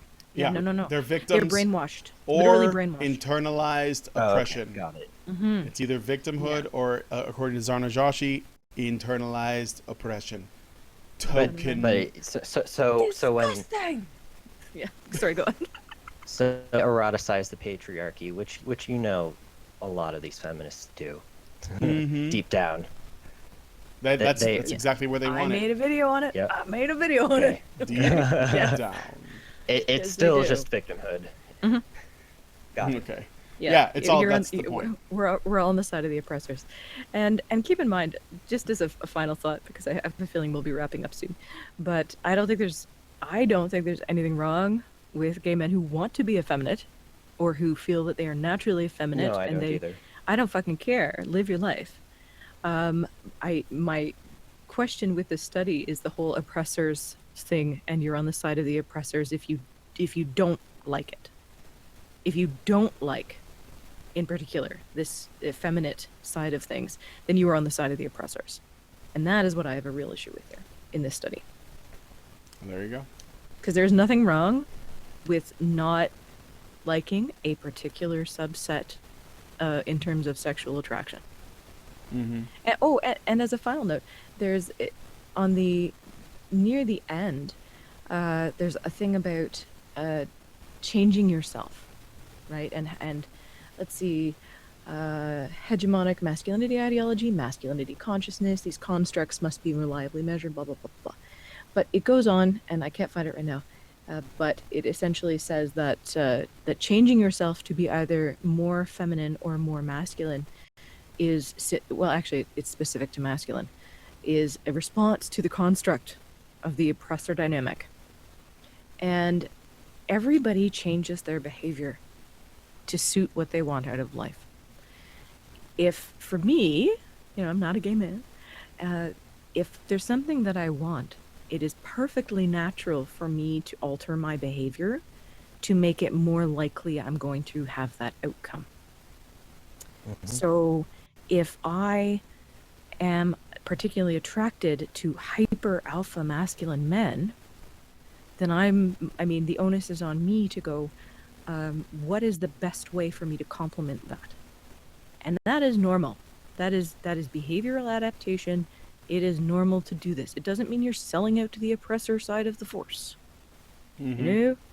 If your ideal partner is somebody who likes a masculine type, and you can make small changes to your behavior that will make you more appealing to your desired sexual partner, why the fuck wouldn't you do that? It benefits you. It's agency. But there's no agency in the study. Nope. It's all social constructs. That's right. Yeah. Come to the bro side of the force. Okay. So we're going to go ahead and wrap up the show. Thank you, Bunny. Thank you, Joe, for coming on. We're going to be off next week because it's Christmas.